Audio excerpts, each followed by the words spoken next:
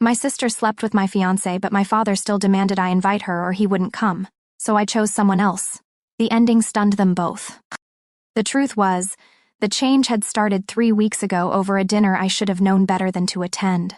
That evening, crystal glasses clinked against bone china as my father topped off his second glass of Cabernet. The familiar scent of his beef bourguignon filled the dining room, but my stomach had twisted into knots the moment I walked through his front door. "She's your sister, for God's sake," he said, setting the wine bottle down with more force than necessary. The burgundy liquid sloshed dangerously close to the rim of his glass. "This grudge of yours has gone on long enough." I pushed a roasted carrot around my plate, keeping my voice steady. "The woman who slept with my fiancé 5 years ago doesn't get to celebrate my happiness. That was ages ago." Derek meant nothing to her. His fingers drummed against the white tablecloth. "Family is family. You need to grow up and move past it. Past her sleeping with the man I plan to marry?" The carrot snapped under my fork. "Or past you telling me it was my fault for not picking someone with stronger character?" I said what you needed to hear. He leaned forward, his face flushing. "Now I'm telling you what you need to do. Jillian attends the wedding, or I don't walk you down the aisle. Simple as that." The dining room blurred. I blinked hard, refusing to let him see me cry. "That's your choice. If Jillian isn't welcome, neither am I." He picked up his wine glass, his expression as immovable as it had been the day he blamed me for my mother's death. "Your call." I went out because I couldn't breathe after that statement. I decided to go to my grandpa's house. I drove to Grandpa Walter's with tears streaming down my face, muscle memory guiding me along streets I'd traveled since childhood. His porch light glowed like a beacon as I pulled into the gravel driveway. He opened the door before I reached it, his weathered face creasing with concern. I collapsed into his arms, breathing in the familiar scent of pipe tobacco and Old Spice that had meant safety since I was small. "Some traditions aren't worth the pain they cause, sweet pea." He stroked my hair as I told him everything. The room smelled of coffee and the molasses cookies he always kept in the ceramic jar by his chair. "Your mother would want you to be happy, not compromising your heart to please others. Logan says the same thing," I whispered, wiping my eyes with the handkerchief Walter pressed into my hand. "He told me this day is about us, not them. Smart man, that Logan." Walter's eyes crinkled at the corners. "Seems to me he's not the only one who could walk his bride down the aisle." I looked up sharply, hope flickering in my chest. "Would you try and stop me?" He squeezed my hand. "Been waiting 86 years to do something this important." The diner's neon sign cast a red glow across my father's face as I slid into the booth across from him 2 days later. The vinyl seat squeaked beneath me, and the air smelled of burnt coffee and decades of grilled onions. "You can't be serious," he stared at me, coffee cup frozen halfway to his mouth. "What will people think? They'll think I respect myself enough to celebrate with people who respect me." The words came out clear and strong, surprising us both. His face darkened. "This is ridiculous. You're acting like a child." "No," I met his gaze steadily. "I'm finally acting like someone who deserves better than what you're offering." The coffee cup clattered against the saucer as he stood. Bills fluttered onto the sticky tabletop as he shrugged into his coat. "You'll regret this." "Maybe." I watched him stride toward the door, "but not as much as I'd regret letting you hurt me again." The bell above the door jingled as it swung shut behind him. I caught my reflection in the window, remembering all the times I'd sat in the same booth as a little girl, desperate for his approval. But overlaying that image was someone new, someone who had finally learned to approve of herself. The waitress appeared with a fresh pot of coffee. "Refill, hun? No thanks." I gathered my purse, leaving my own coffee untouched. "I've had enough." Sometimes the hardest person to stand up for is yourself, but once you start, everything changes. That's how I ended up here in this bridal suite, with my father's final ultimatum glowing on my phone screen. Outside, guests were finding their seats. Somewhere, Walter was straightening his boutonniere, waiting to walk me toward my future. I picked up my phone one last time, typed 4 words, and hit send. "I choose me. Goodbye." The memories struck out of nowhere while I stood there in the bridal room to finalize the preparations. But this time the memory certainly had its place. Rejected by my father again and again, I remembered the smell of Elmer's glue and sparkles that filled the kitchen as I hunched over my Mother's Day masterpiece. Red macaroni hearts bordered the edges of the purple construction paper, and silver glitter dusted everything within reach. My tongue poked out in concentration as I carefully printed each letter. That's beautiful, sweet pea. Grandpa Walter steadied my small hand as we worked on the final word. Now remember, day has a capital D. My 8-year-old fingers traced over his pencil marks, determination making each stroke precise. The front door slammed, and heavy footsteps approached the kitchen. My father's shadow fell across the table. What's this mess? Douglas clicked his tongue, taking in the scattered craft supplies. His eyes landed on the half-finished card, and something in his face hardened. Cleaning this up will take an hour. She's making something special, Walter said, his hand warm on my shoulder. That's a waste of time and materials. Douglas yanked open the refrigerator, not looking at either of us. Your mother isn't here, Tessa. Glitter doesn't fix anything. The weight of his words pressed against my chest. Walter's fingers tightened on my shoulder, but I barely felt them through the numbness spreading through my body. Later that night, I tucked the unfinished card into my treasure box, buried beneath old birthday cards and pressed flowers. The glitter stayed on my hands for days, sparkling like teardrops in the sunlight. Years passed, but the pattern never changed. Every Christmas morning, Jillian's pile of presents towered over my modest stack of practical items. She squealed over designer purses while I unwrapped sensible shoes and school supplies. The Dooney and Burke! Jillian hugged the leather bag to her chest, her 12-year-old face glowing. Daddy, it's perfect. I smoothed my hands over the cardigan in my lap, studying the careful stitching instead of watching her twirl around the living room. The wool was soft, practical for winter, just like the new vacuum cleaner standing in the corner with my name on the tag. Jillian has expensive taste, but she's smart. Douglas ruffled her hair as she paraded past his chair. She'll need to look professional when she's running a company someday. His eyes slid to me, dismissive. You'll probably end up a housewife anyway, Tessa. Better learn to clean. The years blurred together in an endless cycle. While Jillian sprawled on the couch watching MTV, I scrubbed bathrooms and folded laundry. She joined the cheerleading squad. I worked after-school jobs. She went to parties. I studied alone in my room. But Walter noticed. He slipped college brochures between my textbooks and helped me practice for the SATs when Douglas was at work. You're meant for more than this, sweet pea, he whispered as we pored over application essays at his kitchen table. Don't let anyone tell you different. The Thanksgiving I brought Derek home. Something shifted in Jillian's eyes the moment he walked through the door. She touched his arm as she passed, let her fingers linger. Love that jacket, she purred. Really shows off your shoulders. I watched her all evening, stomach churning as she found excuses to brush against him, to laugh too loudly at his jokes. When I went to bed that night, Derek said he needed to grab water from the kitchen. Hours later, I woke to an empty bed and muffled sounds from down the hall. The door to Jillian's room stood slightly ajar. Empty wine bottles littered the floor, and there was Derek, shirtless, fumbling with his belt as he stumbled backward into the hallway. Baby, wait, he slurred, reaching for me. I was drunk. She came on to me. It didn't mean anything. I backed away, bile rising in my throat. Behind him, Jillian lounged in the doorway, wrapped in nothing but a sheet. God, you're so dramatic, she drawled. Stop invading my privacy.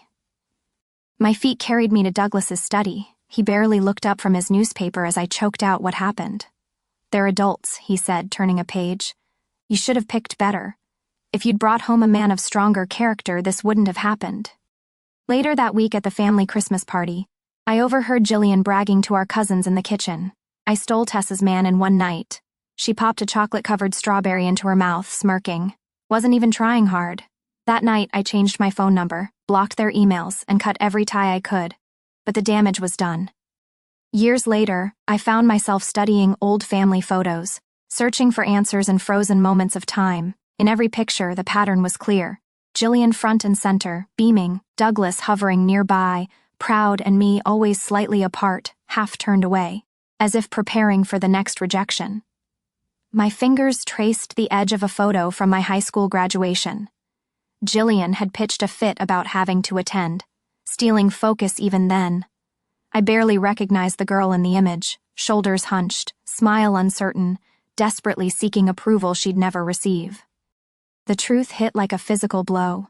It wasn't just Derek's betrayal or Jillian's cruelty. It was a lifetime of being told I wasn't worth protecting, of being trained to accept scraps of affection and call it love, of learning that no matter what I did, I would never be enough. I set the photos aside, Something shifted in my chest. The question that had haunted me for years finally crystallized. When does loyalty to family become self-destruction? At what point do you say enough?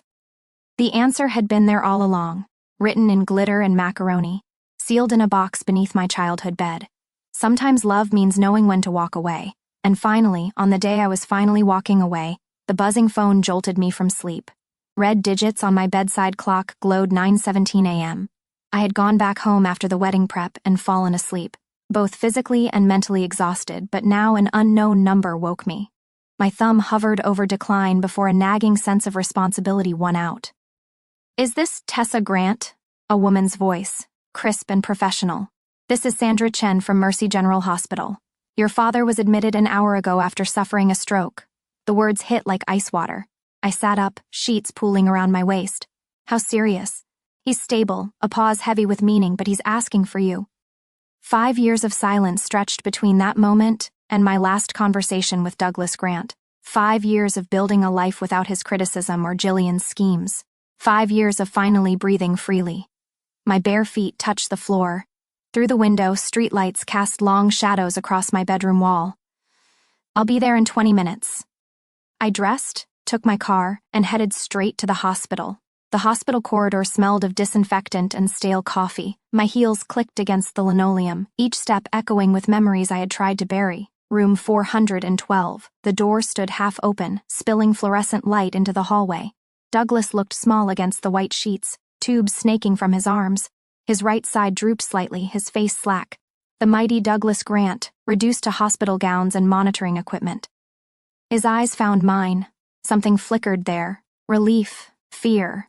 "Tessa." The words slurred at the edges. "I'm here." I stopped at the foot of his bed, unsure where to stand, what to do with my hands. The next weeks blurred together. Insurance forms, medical bills that made my stomach clench. 48 hours after insurance ran out, my savings account drained as I hired the best home care nurse available, someone who wouldn't let him bully them into cutting corners on his recovery. Once he was released from the hospital, I drove him home and explained the schedule for when I was not there.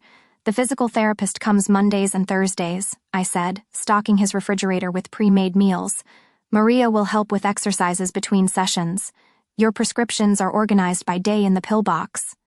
He watched me from his recliner, confusion creasing his forehead. "You don't have to." "I know." The words came out sharper than intended. I softened my tone. "I know I don't have to." Each time I called Jillian, the response was the same, voicemail. Text messages read, but never answered. My sister, who had always been his favorite, was nowhere to be found when he needed actual help. "Try again tomorrow," Douglas suggested whenever I mentioned her absence. But his eyes held a new understanding. The breakthrough came during physical therapy 6 weeks after the stroke. Douglas gripped the parallel bars, jaw clenched as he forced his right leg forward. "Good, that's the best yet," the therapist encouraged. 3 more steps. Sweat beaded on his forehead. His right knee buckled. I caught his elbow, steadying him before he could fall. "I've got you," I said quietly. He stared at me, something raw in his expression. "You remind me of your mother," his voice cracked.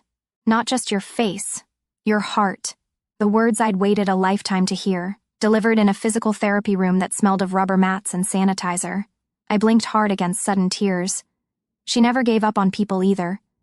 He looked away, but his hand gripped mine, even when they deserved it.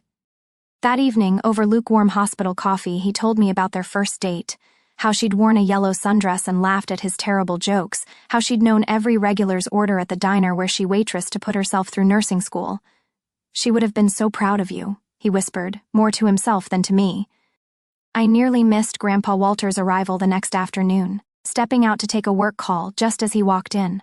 When I returned 15 minutes later, the atmosphere in the room crackled with tension. "Everything okay?" I looked between them. Walter's weathered face was flushed with anger. "Just having a talk with your father about choices and consequences." That evening, driving me home, Walter's knuckles were white on the steering wheel. "He punished you for living while your mother didn't." The words exploded from him. "That's not fatherhood. That's cowardice." Douglas had tried to argue, his face flushing, but something in Walter's words had struck home. I saw it in the way his shoulders slumped, the fight draining from him. "He never deserved you," Walter said, pulling into my driveway and killing the engine, or that lake house I'm supposed to leave him. 2 days later, Walter sat in his attorney's office, signing papers with steady hands. "I'm correcting an injustice," he said firmly, "not creating one." He drove home in the gathering dusk, satisfaction settling in his chest. In his study, he opened an old photo album. Elizabeth's face smiled up at him from yellowed photographs, her eyes so like Tessa's. The new will lay locked in his desk drawer, a time bomb of justice waiting to detonate. Spring came, bringing with it wedding preparations. Logan and I toured venues, chose flowers, debated cake flavors. But one question on the wedding planner forum stopped me cold. Who will walk you down the aisle? Douglas assumed it would be him. He had recovered enough to walk with a cane. His speech was almost back to normal. The entitled assumption in his voice when he mentioned suit fittings made my stomach turn. Then came the guest list, and with it the ultimatum that shattered any illusion of change. "Jillian is your sister." His voice held that familiar steel. "Either she attends or I don't walk you down the aisle." I found myself on Walter's porch that evening, the swing creaking gently as we rocked. The same porch where I'd run with skinned knees and broken heart since childhood. His hand covered mine, warm and steady. "I've got one good walk left in these old legs." Tears spilled down both our cheeks as the weight lifted from my shoulders. "Some choices are answers we've known all along.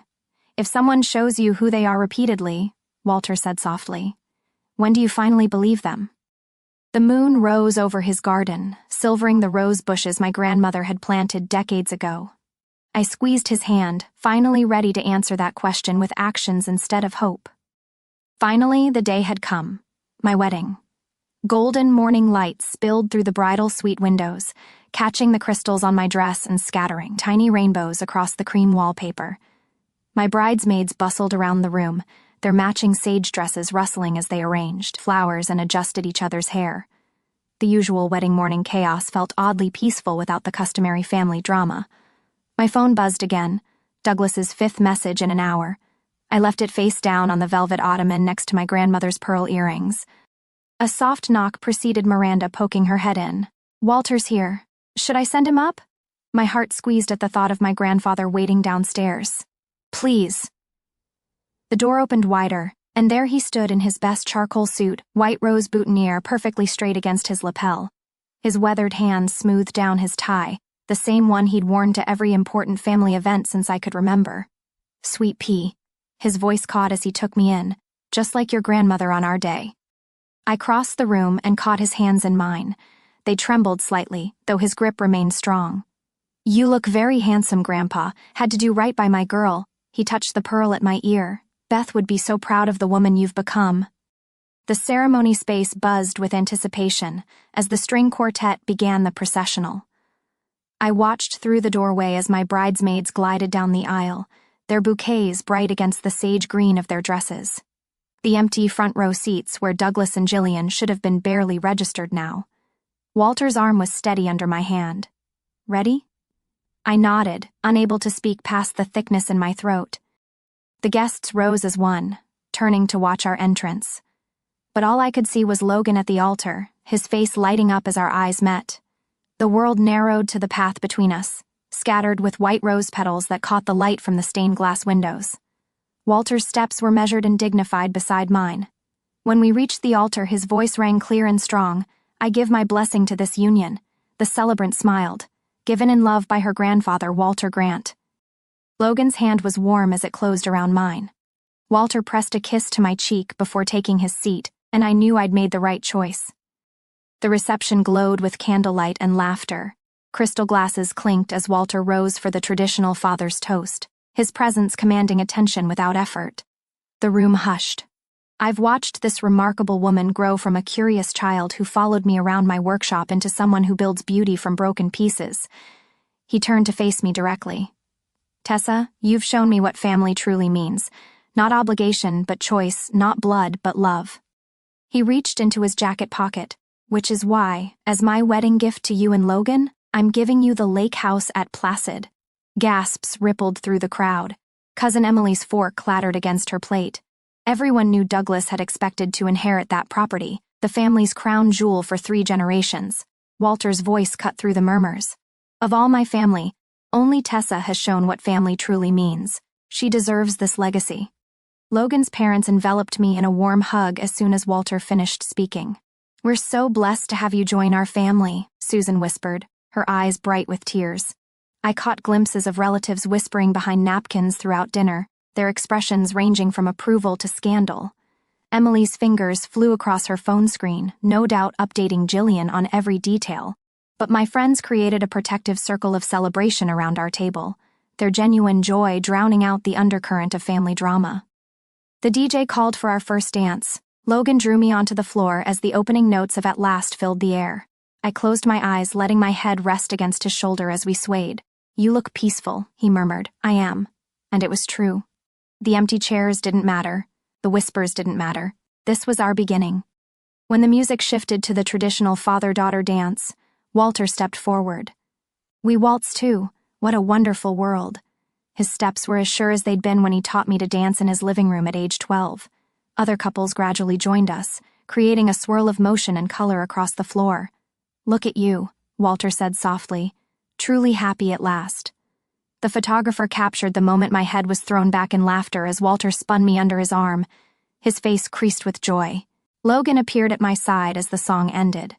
"This is the beginning of our family," he whispered, "the one we choose to build." Late evening found me in the bridal suite, changing for our departure. My phone screen lit up with missed calls from Douglas. Walter watched as I silenced it and slipped it into my purse. "He'll be waiting when you get back," he said quietly. "Decide then." We ran through a shower of bubbles to our waiting car, cheers and well wishes following us down the drive. As Logan pulled away from the venue, I thought I knew exactly what would happen next. I was wrong, but I had 2 weeks of honeymoon to enjoy with my husband. I would think of the consequences later. Sunlight glinted off our rental car as Logan pulled into the driveway. The Hawaiian lei around my neck still carried the sweet scent of plumeria, a reminder of 2 perfect weeks away from family drama. Then I saw him, my father standing beside his Mercedes, arms crossed, jaw set in that familiar expression that had sent 8-year-old me scurrying to my room. "Here we go," Logan murmured, squeezing my hand. My father's silver hair caught the morning light as he strode toward us. Deep lines carved valleys around his mouth, aging him beyond his 63 years. His clothing hung loose on his frame as if he'd lost weight since the wedding. "You've humiliated me in front of everyone we know." The words burst from him before we'd even closed our car doors. I lifted my chin, grateful for the inner peace our honeymoon had given me. I simply celebrated my wedding with people who support me. "Support you?" His laugh held no humor. "I expected you to cave. No one walks away from family." Logan's presence steadied me as we moved toward the house. My father followed, his shoes scraping against the concrete with each angry step. Inside, the air conditioning raised goosebumps on my arms. Family photos from our honeymoon still waited to be hung, their frames stacked neatly on the coffee table. Logan positioned himself near the kitchen doorway, close enough to intervene, but giving me space to handle this myself. "Why do you hate me so much?" The question I'd held back for 34 years finally broke free. What did I ever do to deserve this? Color drained from my father's face. His hands trembled as he gripped the back of our sofa, knuckles white against the fabric. "You want the truth?" For once in my life, yes. I didn't want a second child. Each word felt like ice. "I urged your mother to abort." The room tilted, blood rushed in my ears as he continued. "When she died giving birth to you, I couldn't look at you without seeing my mistake." My legs wouldn't hold me. I sank onto the arm of the nearest chair, the wood digging into my thigh. "So you punished a baby for being born. You don't understand." "I understand perfectly." My phone buzzed in my pocket. Another text from Jillian. I pulled it out, reading the vitriol she'd been spewing since the wedding. "Look at this."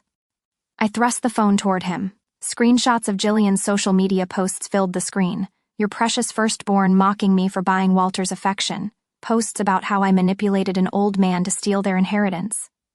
His eyes skimmed the messages. Something shifted in his expression. "She's been doing this for years," I continued, undermining me to every relative who would listen. "And you let her.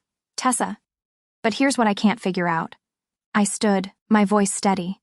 "When you had your stroke, who sat by your hospital bed? Who paid your medical bills? Who hired your home nurse when insurance ran out?" Silence filled the room like smoke.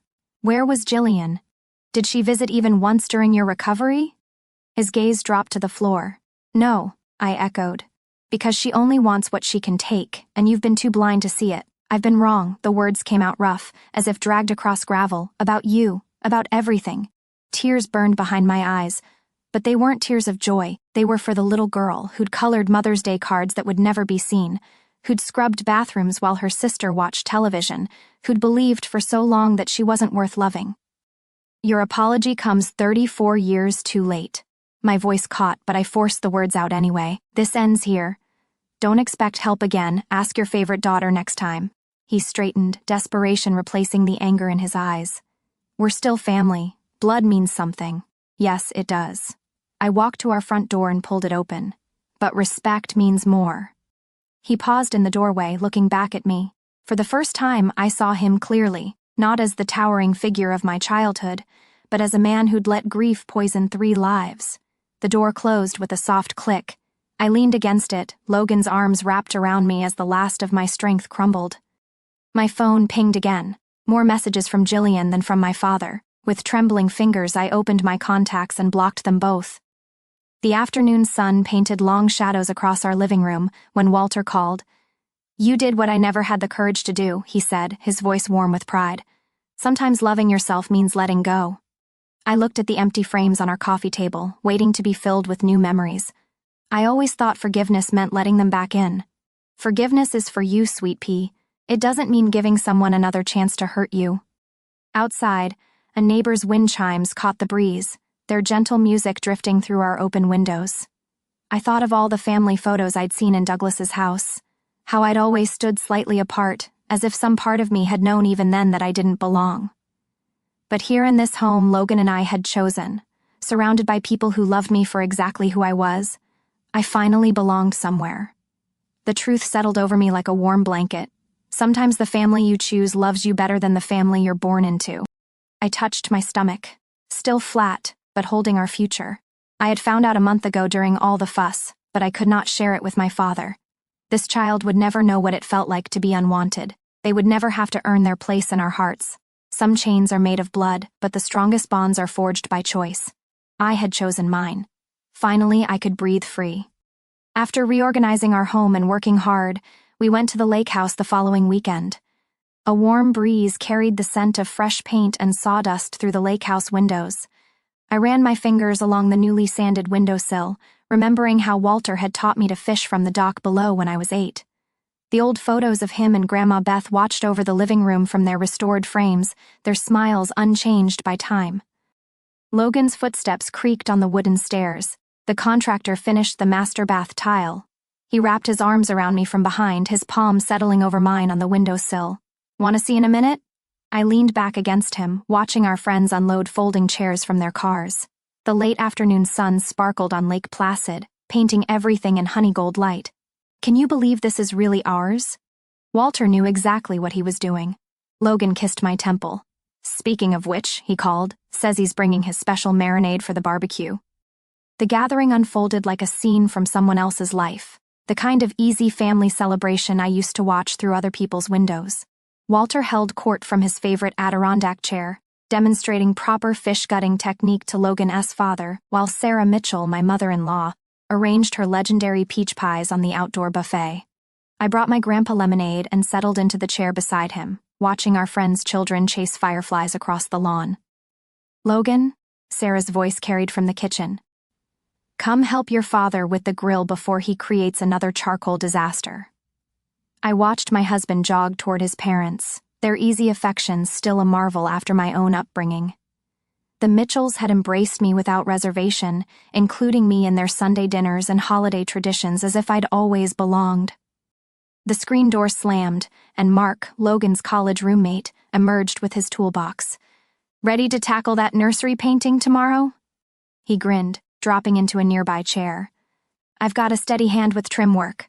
My hand drifted to the slight swell beneath my sundress. As long as you don't mind working around the renovation crew, they're finishing the built-in bookshelves. The more the merrier, Mark raised his beer. This little one's going to have the best room on the lake. The evening deepened into twilight, citronella candles casting warm pools of light across the deck. I excused myself to check the dessert table and found an envelope propped against the pie dishes. The handwriting on the front stopped my heart. Douglas's distinctive slant, the letters pressed deep into the paper as if written months ago and carried around before mailing. My feet carried me to the dock automatically. The water lapped beneath the weathered boards as I sank onto the bench where Walter had first taught me to bait a hook. The letter felt heavy in my hands, weighed down with words I wasn't sure I wanted to read. The paragraphs inside were short, stark in their simplicity. No excuses for decades of coldness, no demands for forgiveness, just the plain truth of his failures laid bare, ending with 6 words that cracked something open in my chest. You deserved better than I gave. A postscript mentioned Jillian had moved to Seattle after their final argument. The distance felt right somehow, like the universe finally acknowledging what my heart had known for years. Thought I might find you here. Walter's familiar shuffle on the dock brought comfort as he eased down beside me. The letter trembled in my lap.